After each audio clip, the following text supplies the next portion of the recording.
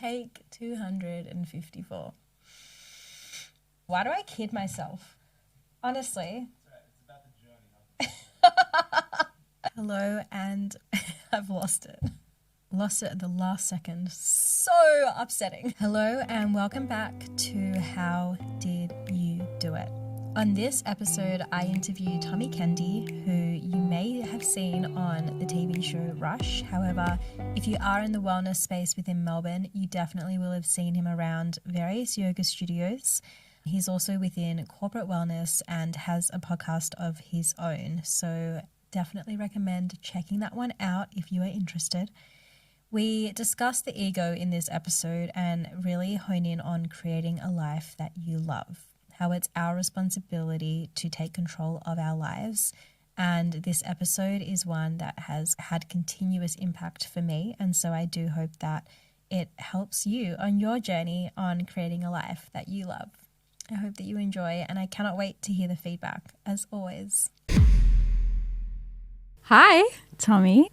G'day, Gab. How you going? Good. Thank you so much for joining me today. I'm super excited to be here. I'm so excited to have you. I was really scared to ask you to come on. Isn't that interesting? It is interesting. Yeah. I thought you were going to say no. Why would I say no? For me, it was this block of knowing you and you knowing me and how early on I am into this journey of this podcast.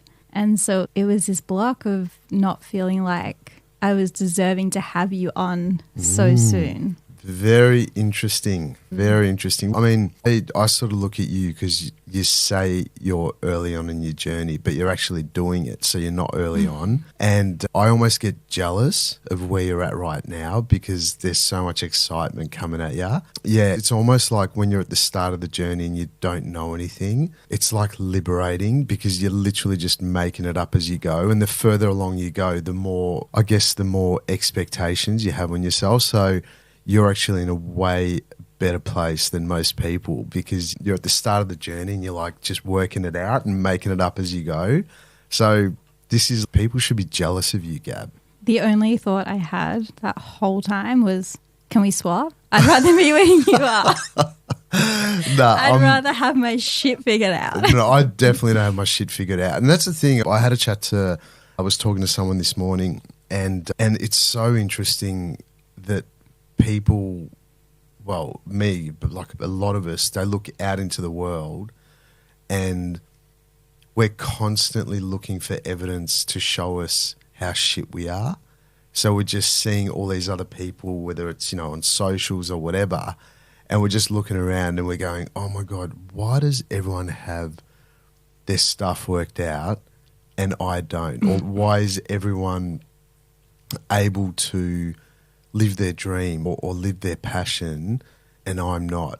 But the funny thing is, the more people that I work with and the more people I speak to and talk about this type of information and wisdom, the more I'm working out. It doesn't matter where you're at in life. We're all just trying to work it out.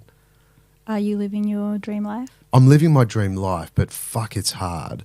Why? Well, it's hard because you're constantly living in this place of total uncertainty.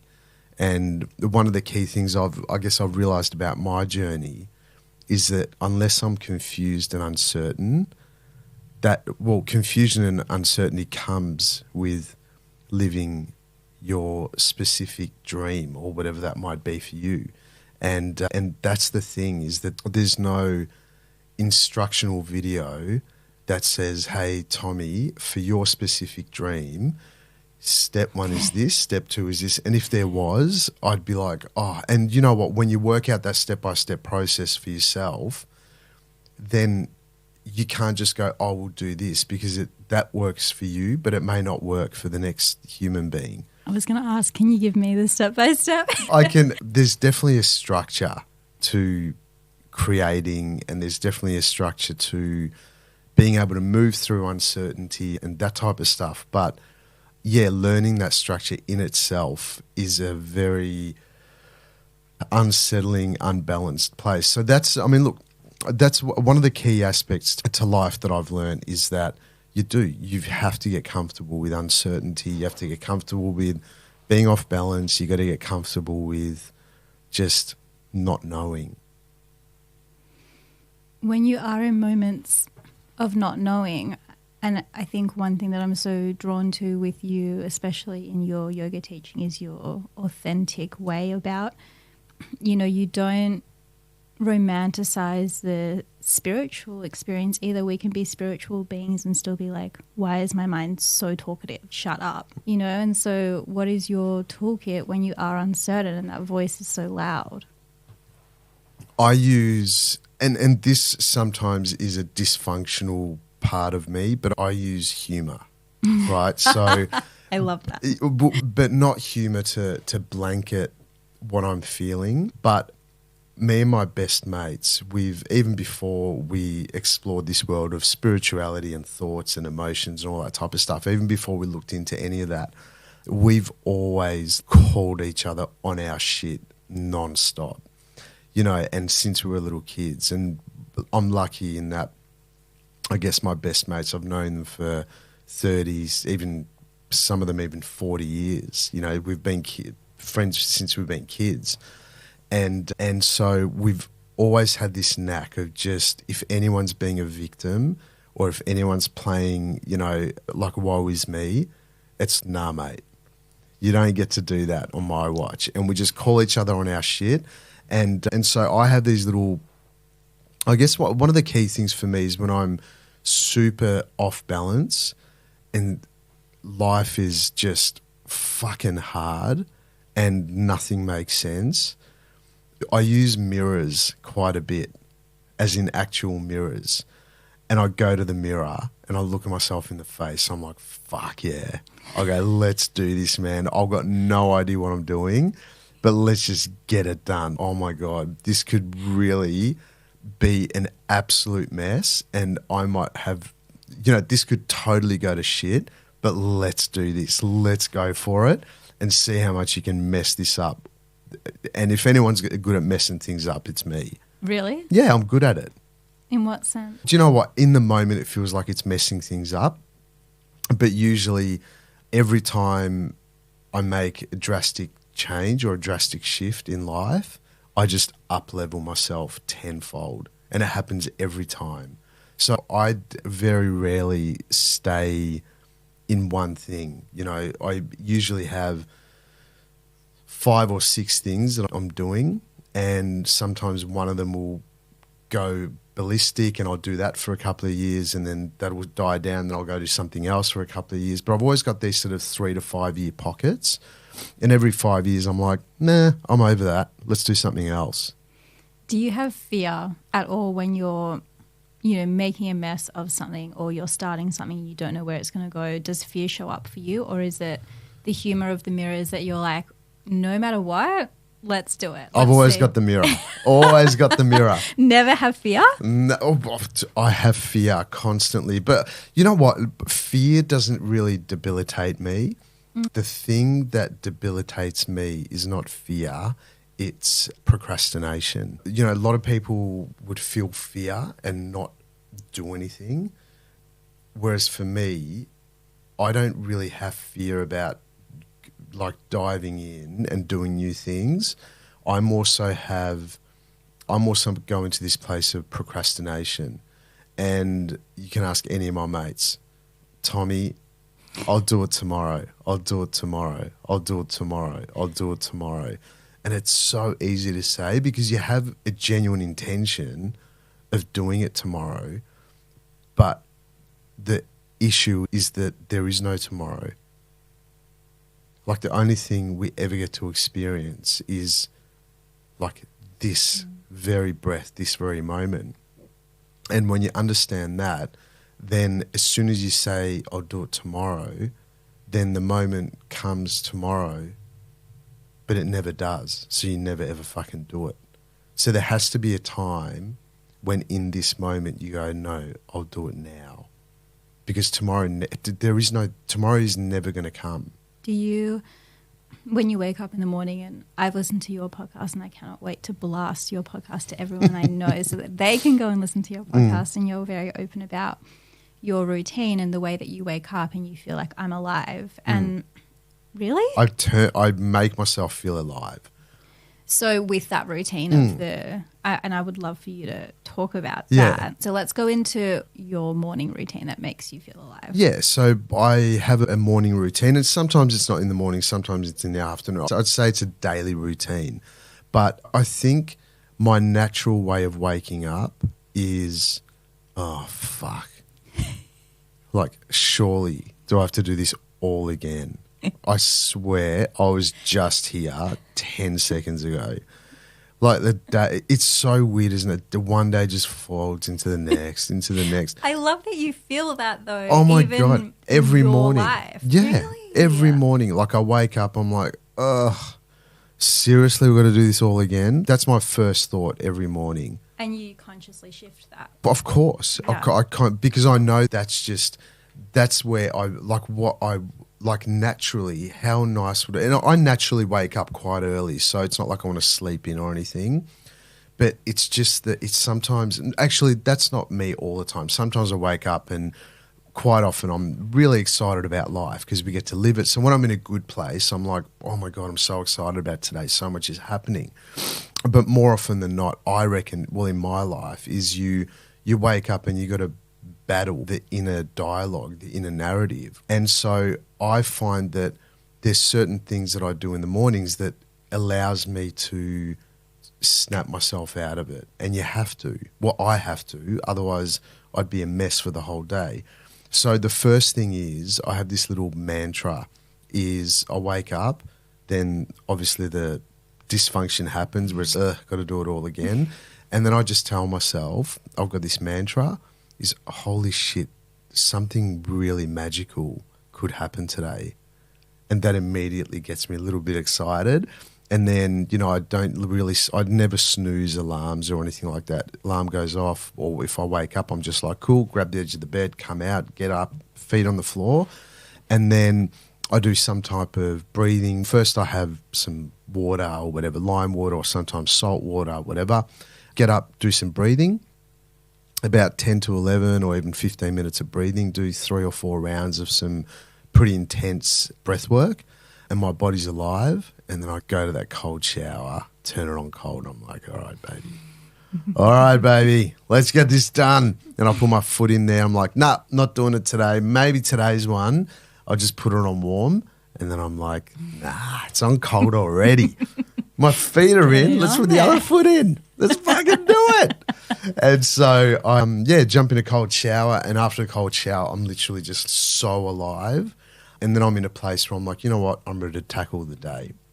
So obviously throughout the day we deal with thing after thing, shit after shit. Sometimes great things, sometimes hard things.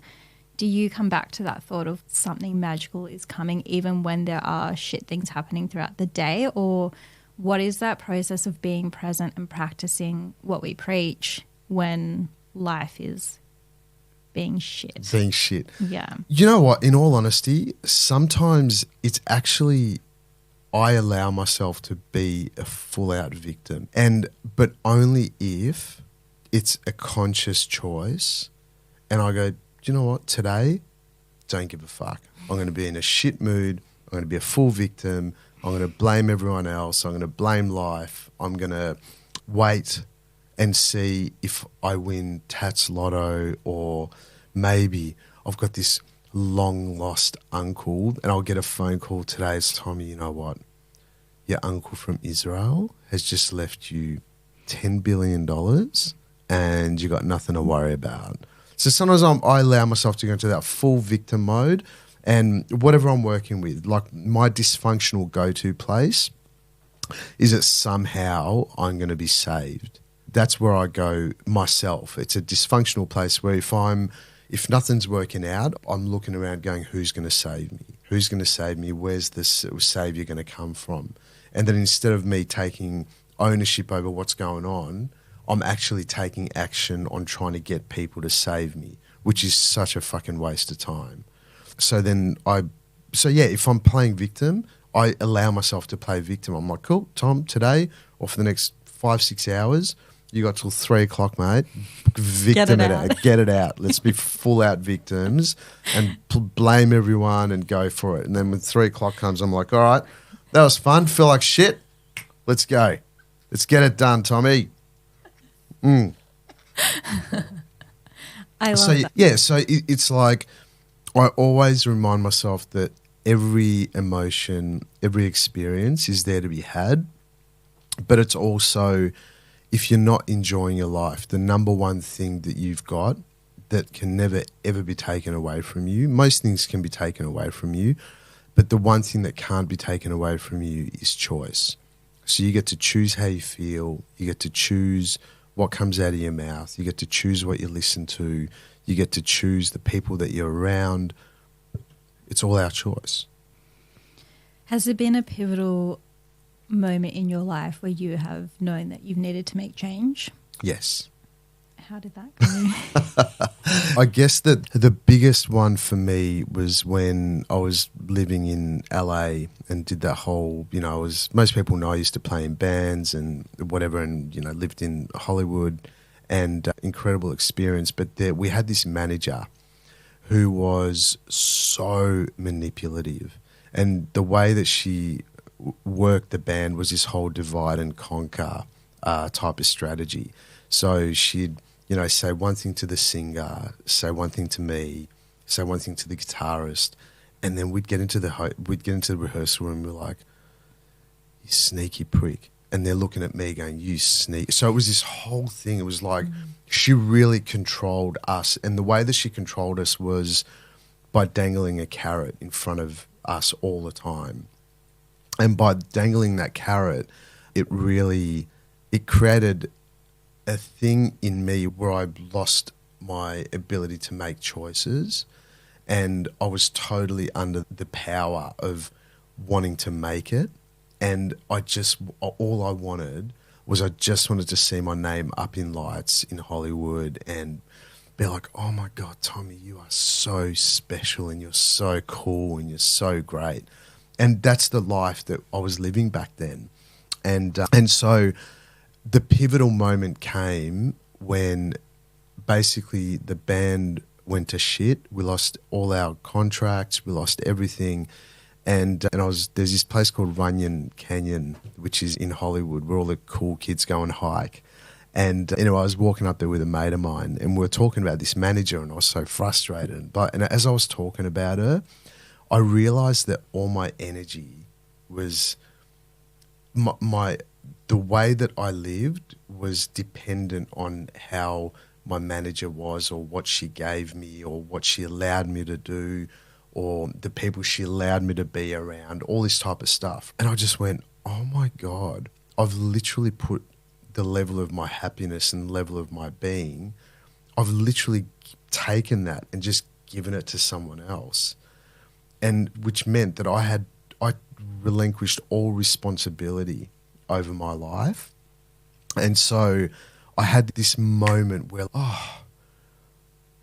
all I have to do is take the responsibility back and be self-responsible for my own happiness. And it was it sounds so easy and it sounds so whatever, but in that moment, the way that landed, that was the moment I took responsibility for myself, for everything that happens in my life. And everywhere I looked, I could never look at life again where if it was a relationship that was going to shit, it's not her fault, it's fucking me. If I wasn't enjoying my job, it's not their fault, it's fucking me. If I didn't have enough money in the bank, it's not my parents' fault because this, that and the other. It's me. Everything's on me, all of it. How I feel, how I experience life, it's all on me.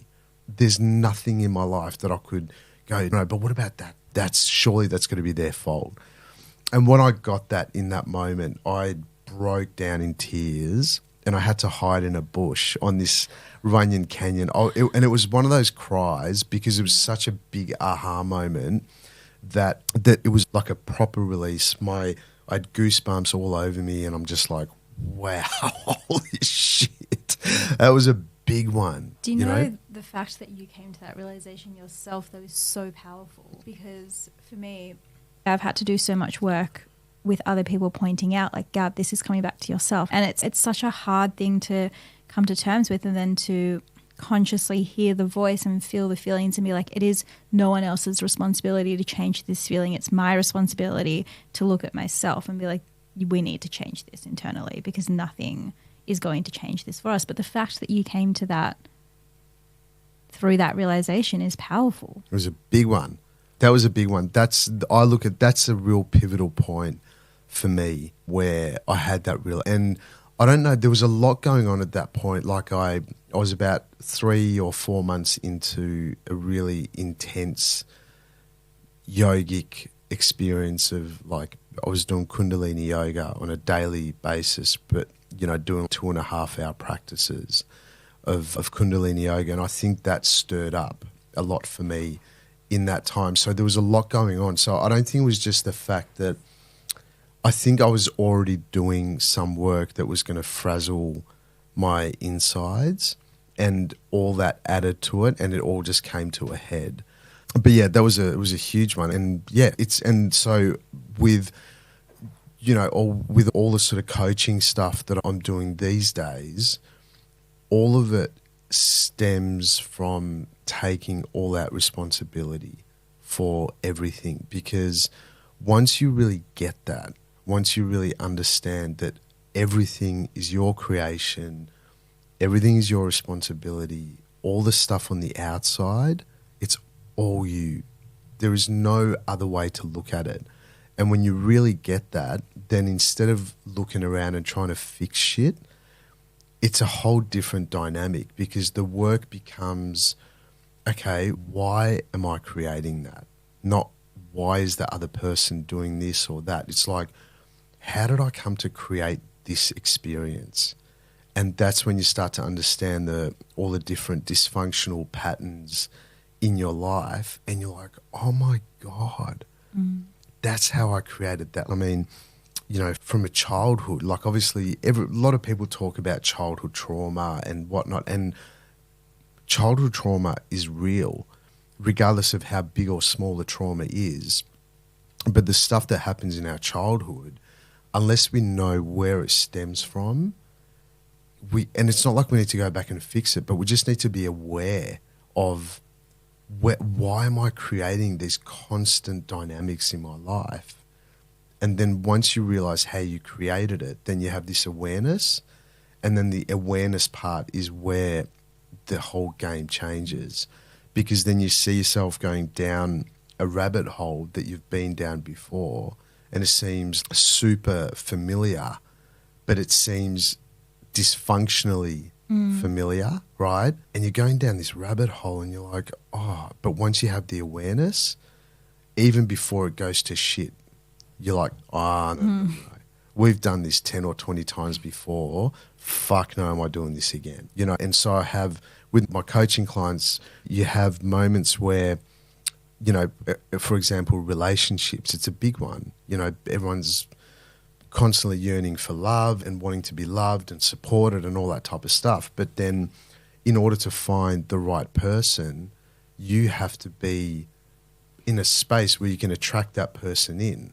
Because if you're a fucking drainer, you're going to attract a fucking drainer, right? If you're vibrating at your best and you're full of love, and it doesn't matter what happens on the outside, you're just loving yourself sick, you're going to attract the person in that matches that dynamic, or you're going to attract the person in that's ready to be in that dynamic. So I was going to ask, I feel like such a shift when people are in a time of change in their life is you start creating good, and it's fuck. You kind of go almost like do I deserve this? Because so often, I know for me, I've created circumstances that aren't great. And so when great comes, it's almost scarier to choose the great option. Do you think there's, the journey of getting to creation, do you think there's a certain amount of times that you have to get to that same block, or that same 10, 20 times of being like, we've done this before? I mean, where do you think that shift really happens to accepting the great and the creation? Yeah, first off, in terms of creation, you're always creating. You're either creating out of a dysfunctional place, or you're either creating out of your truth or your authentic nature. So either way, you're always creating, so it's not like I'm only creating if things are good. Like you're constantly creating. And that's the thing, isn't it? It's okay, if I can create dysfunctional stuff more than the real stuff, then why can't I just put my energy into creating the true, authentic me? And when you're creating the true, authentic you or the true, authentic me, then that road seems super weird and off balance and confusing and whatnot, because most of it is uncharted territory, right? So it's going to feel off balance. But when you're creating dysfunctionally or out of ego, that is so familiar. It's so easy to choose the same dude or the same girl time and time again. It's so easy to go back to your addictions. It's so easy to, blanket yourself by going out every weekend and getting on the fucking bags or whatever. And you know what? It's fine. You can still consciously create and be authentic and still do. I mean, a couple of nights a year, I'll go out with the boys, have a massive night and fucking have the time of my life. But it's because I'm choosing to do. It's not because I'm trying to blanket something. So if it feels right and whatever, cool. Do whatever you need to do. Whatever it is, it's not even getting on the bags or anything. It's more about whatever you want to do. And I mean, yeah, look, I teach yoga. I'm in all these spiritual practices and, I meditate and breathe and do cold dips and whatever. But I've got this cowboy side of me which comes out a couple of times a year, and I'm totally okay with it. I love that though, because we have different sides of our personality and you need to let them out at times. At times, exactly. When it's appropriate. When it's appropriate, 100%. And when it feels right to do. Yeah. But the key thing is that to understand that we're always creating. If you're creating out of your ego or dysfunctional, because the ego really is, oh man, we could talk about this for hours, but the ego in essence is the part of you that's trying to keep you safe. It's making sure that you're not in danger, right? So, for example, you're at the edge of a cliff and your ego goes, dude, if you take another step, you're going to fall off that cliff. So you go, oh, okay, cool. I'm not going to take another step because I'm going to fall off the cliff. But what a lot of people don't understand is that when you have a vision or when you have a true heartfelt goal, you see that, but your ego looks at that and goes, man, that could kill me. That's dangerous. So the ego will do whatever the fuck it can to keep you away from your ultimate goal, ultimate dream, ultimate vision. And it will play tricks on you time and time again. So the real, I guess, procedure or the real talent in creating, masterfully creating, or creating like a fucking genius, is to be able to be in that resistance, in that tension of not knowing what to do and still stay true to what it is that you initially got for yourself and go. And your ego will keep showing you evidence of why you shouldn't. Perfect example for you. There's the other, you were like, when we spoke about this podcast, and you're like, there's another chick called Gab that, Totally. There was a girl called Gab. She has a podcast called How'd You Do It? Ugh. And this is the example you were talking about. That was my hesitation to start this podcast. So, yes, the ego will literally make shit up. Like, it'll create shit out of thin air to give you evidence to show you why you shouldn't go for your dream. And it's cool. I've been having so many conversations with people about why they aren't going for their dreams. So everyone will say, my ultimate dream, I don't know how to get there. My ultimate dream is this, but I don't know how to do it. It feels too hard. So it's choosing the convenience and it's choosing what feels safe. Yeah. Anyway, I want to talk about yoga. Let's talk about yoga. So excited to talk about you. I'm going to tell you how you came into my life. So I was feeling shit at the start of this year, and I said to myself, my intention is to just show up to yoga. I was like, going into downward dog feels like I'm an elephant trying to lift my leg. Like, it just feels horrible. I don't enjoy it. But I would get to Shavasana, which is the resting pose or the meditation at the end, and there would just be a release of emotion. So I kept coming back to it. So one day my auntie called me and she goes, Gab, you've got to come to Tommy's class. I said, why? Why do I need to come to Tommy's class? And she said, because he says this thing where he goes, you have a knee. Fucking lift it off the ground, will ya?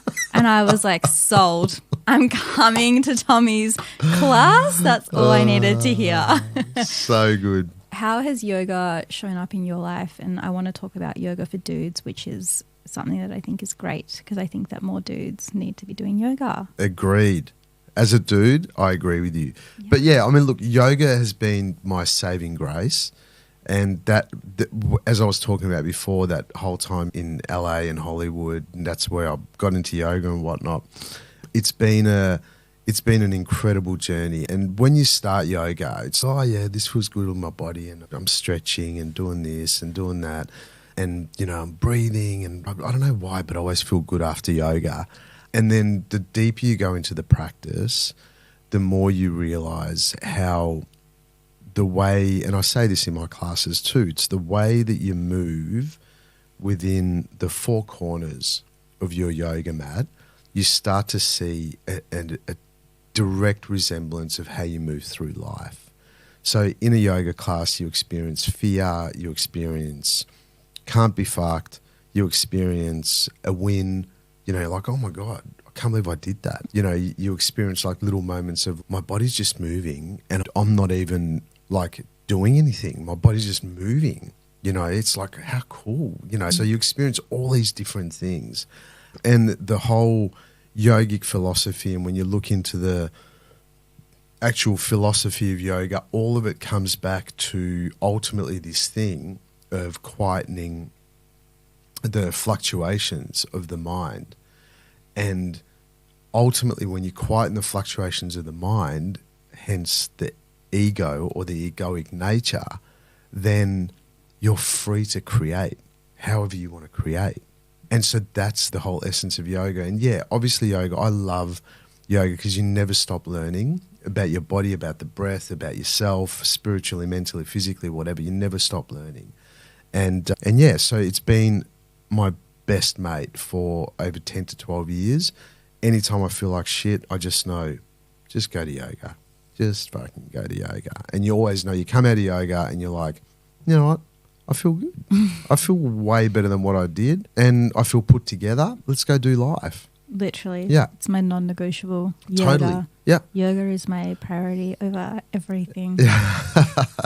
Except your sequences have been killer. Oh, I know. You've been putting in your little things, like you've been taking things off the menu. It's like, I'll come to class if you don't do the forearm thing. I don't want the knee thing. I don't want the side crunches. No side, nah.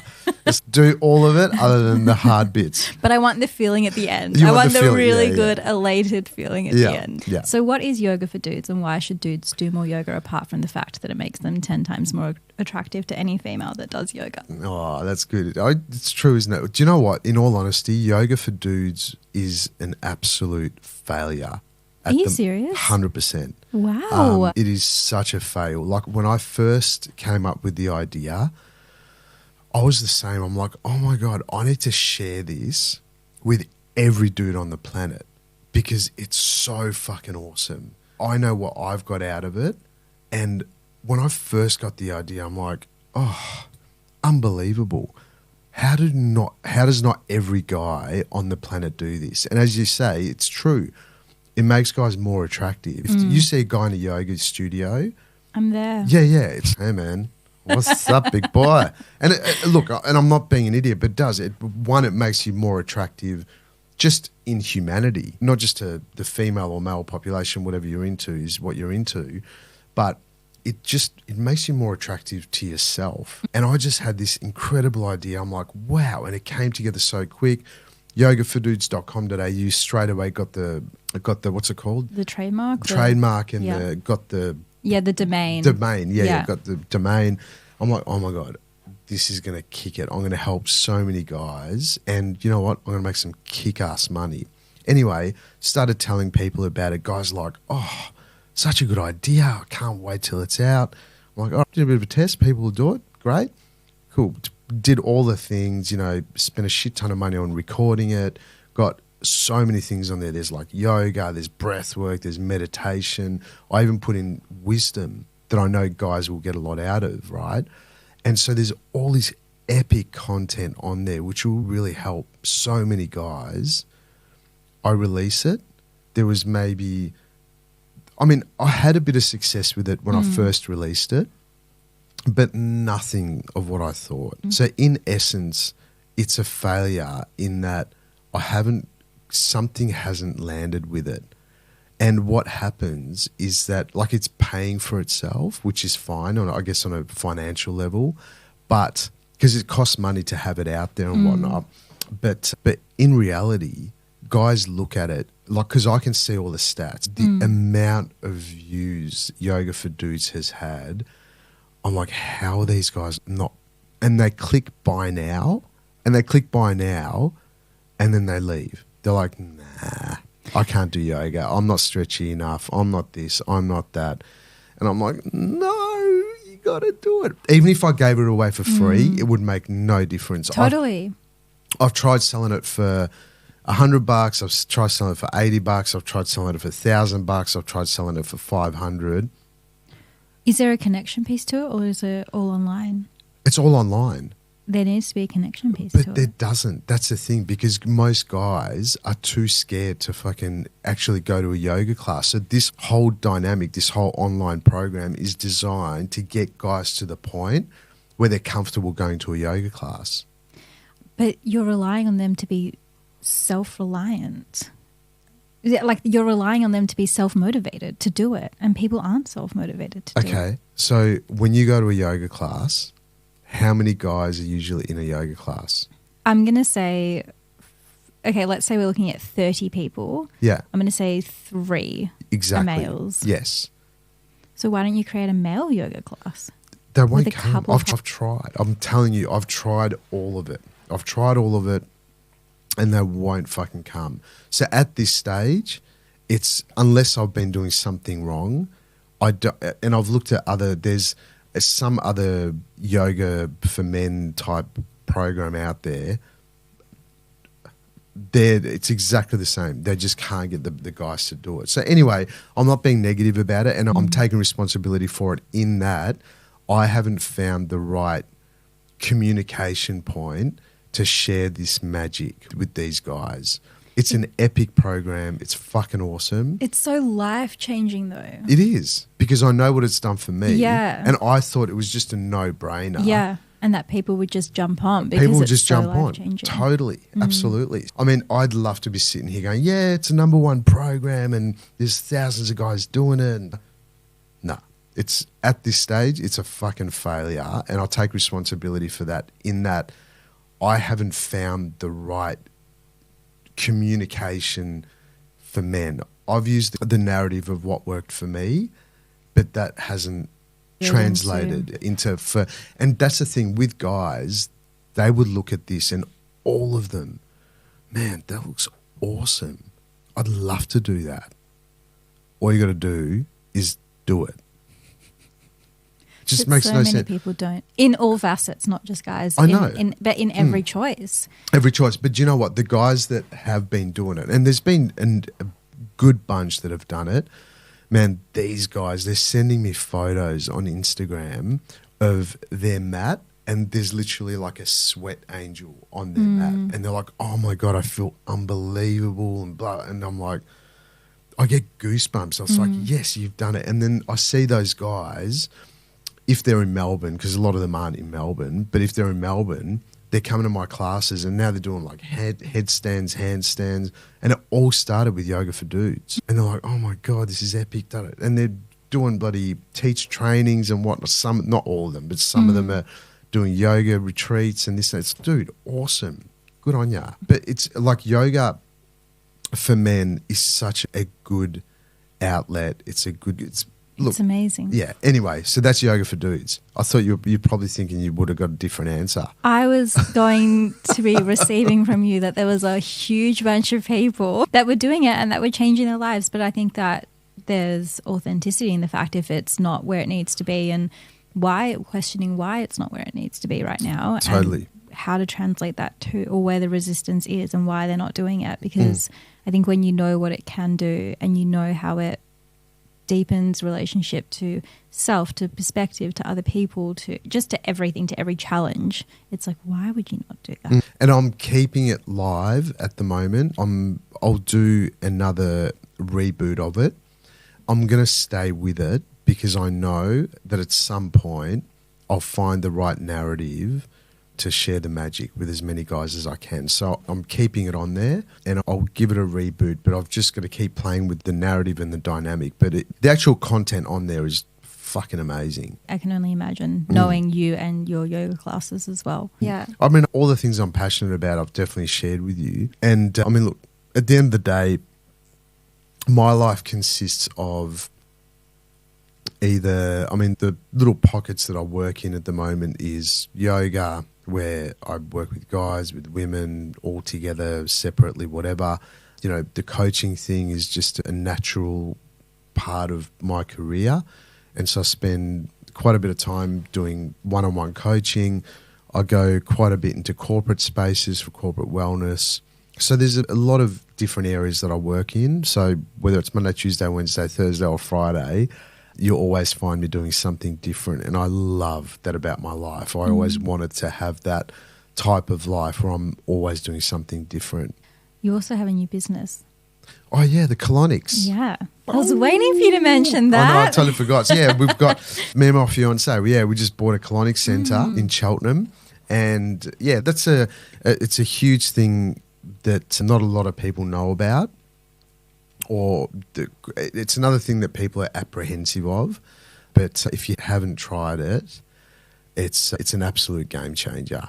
Once you get the colon right and you get the gut brain, I mean, all the spiritual peeps the last 10, 20 years have been yapping on about the connection between the gut brain and the actual brain. And so when your guts are in all sorts, you can't feel good. You can't feel good. So when you get the gut, and it's another one of those things, it's like people are like, yeah, you know what? I have diarrhea and I have this and I have that. And I don't think it's not a good thing. You know, it's something showing up. You got to get your gut right. And even with diarrhea is like a form of constipation, right? So when you've got sloppy shits, there's something going on, right? So you've got to look at it. And colonic hydration or irrigation is a really epic way to clear out the colon, turn on all those muscles back on, and get all the parasites out, get all the bad shit out of there, and then just regroup and refill your colon with good shit. Cool, I'll book in next week. You should. Have you ever had it done? No. Come in. Yeah, you'll love it. I wanted to ask, you have been on a TV show recently. Yes. There's so much about you. I also want to ask, who is Tommy? When people are like, who's Tommy? I'm like, I have 100 thoughts when I'm like, who's Tommy? How do you... Who are you? How do you...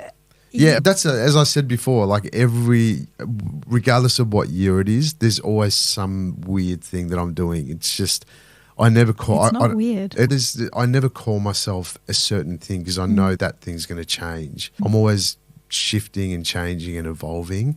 And yeah, so early this year I was on a TV show. It's called Rush. And it's like an Amazing Race type show, which was really cool. So we basically went all around the world and yeah, epic experience, loved it. It was great. Got to experience 4 countries and then had to come home and yeah, but yeah, it was a great experience. Loved it. Love that. Would you recommend it? 100%.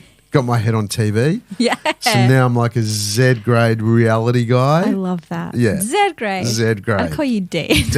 D grade. Yeah. So yeah, it was a really cool experience, and being away with, you know, when you got cameras following you around all the time, you're like, oh, this is cool. Yeah. And obviously the countries we went to were epic, and we got to dive into all the countries, meet all the different cultures, hang out with them, and at the same point we're racing around the planet. So yeah, really cool.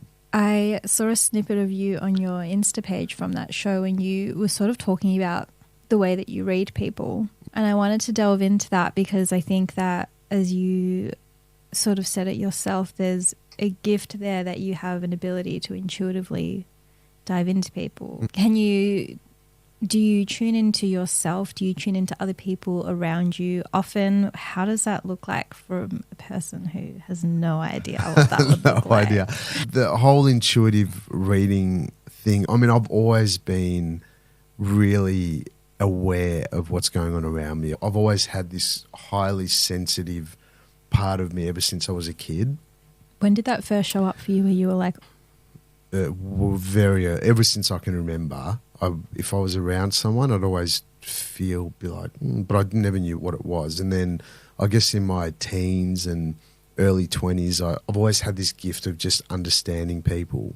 And I pretty much, I was a bit of a creep back in my day, and I just basically used this gift to, have it your way? Have it my way, peel girls open like a little onion and then have my way with them. And I was like, man, that was cool. Great. And so obviously when I grew up a bit and got a bit of wisdom, I learned how to really harness that type of gift. And by the way, we all have that gift of intuition. And when you learn how to use it to be of service to yourself, to others, and to the world, then it's a pretty cool we could have started with that, Tommy. I would have had the whole episode on that. It's a pretty cool thing. And really it just comes back to trust. When I do intuitive readings through my coaching sessions, people are like, well, how did you know that? How do you know that? Like, how? And I'm like, I'm just observing the obvious. It's a big part of it, just observing the obvious. When someone comes in feeling heavy and shitty, you just go, what do I get about this, And I had a client yesterday who the whole session, it just didn't hit. And I'm going, have I lost it? Nothing's hitting here. Not the intuitive part, but just the actual coaching part. So, yeah, that's nice. I'm like, this is meant to be nice, mate. This is meant to be like hitting home. What's wrong with you? And in the end, I literally just said to her, I'm like, look, I'm happy to work with you and coach, but you've got to come to the party. I'm not your savior. And I just called the obvious. And it's almost like intuitively I'm going, and I realized, I'm like, this chick is looking for a fucking savior. And I'm not here to save her. I'm just here to show her the road and be of assistance and be a guide and hold her accountable. But I'm not here to save and do the work for her. Doesn't matter how much money she pays me. No one can do the work for you. So the intuitive work comes in as just listening and understanding what you get about someone else. And it's actually quite easy to do because you're just observing what's actually going on. And then you get little messages, you get little shapes. Sometimes it's shapes. Sometimes you get like a vision or a picture about someone, and you just got to trust and just say what comes out and never question it. I think the listening component is important to that, and we've lost our ability to listen with all the noise that goes on. Lots of noise these days. Lots of noise. Yeah, but I mean, look, ultimately the name of the game is, if I had any words of wisdom for myself and for people listening and for you. Just me. I don't care about that. No, I'm joking. Just you or people listening or whatever is the number one thing that's really made a huge impact in my life, and the biggest one yet is learning self-responsibility. It's such a big one. When you look out into the world and whatever you see, good, bad, beautiful, ugly, it's all on you. You can't blame anything on anyone. As harsh as it might seem, and I've worked with people that have had some really intense experiences in terms of abuse and all sorts of different abuse, and that is heavy, man. Like, heavy stuff. And I've heard it all, and you know, I've heard stories where I'm like, fuck, can this actually happen? And so in those situations, I don't go, hey, just take responsibility for it. No. What it comes back to is understanding the past, understanding the opportunity that we have in the present, and then being super confident in being able to create moving forward. That's the key. And that's what we got to take responsibility for. I had a conversation recently with someone, and we were talking about past childhood things, and, you know, we were talking about how some people choose to not process that emotion. They choose to detach from it and to go into that emotion and bring it up and sit with it or deal with it. And we got into this conversation about how do you meet it? How do you meet that emotion with anything that's not, I don't want to feel this? And it's meeting it with love and meeting it with acceptance and peace to then be able to hold space for it to move forward from it. Because otherwise we do get stuck in past and fear and ego. Very true. Very true. And yeah, that's the key, isn't it? It's when you understand the function of the ego and you understand the power of your heart and what's true for you, then it doesn't even become a question. It's just, of course, I'm going with my gut feel, my heart, my truth, my authenticity. Thank you. No worries. Thank you so much for coming. It's great to be on, and I'm absolutely honoured to be a guest on your show. Thank you. Where can people find you? You can just get me on the gram, Tommy Kende. I'll tag you. Yeah, I'll tag me. At you. I'll hashtag it. I'll Love it. Awesome. do it all. Yeah, and then, if you want to listen to my podcast, you got the BS Machine with Tommy Kende, and that's it. Yeah, if you want to, Instagram. Yoga, just whatever. Just find me. Just come with Gab. Google it. Yeah, just Come with Google me. it. I know. Yeah, yoga's all over the shop, everywhere and everywhere. But yeah, I think yoga is just one of those things. It's not even the teacher. I mean, a lot of people say it is the teacher, but ultimately it's your own experience of yoga. So wherever you are in the world, wherever you're listening to this, just get your ass to a class. I like that. Get your ass to a class. Can That's you good. put that on a t-shirt? Yeah, I love it. I'm actually, it's a good one. Trademark it. That's great. Yeah, I agree.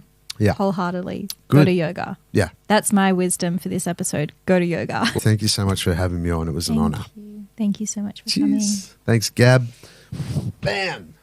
Love it. Thank you so much for listening to this episode.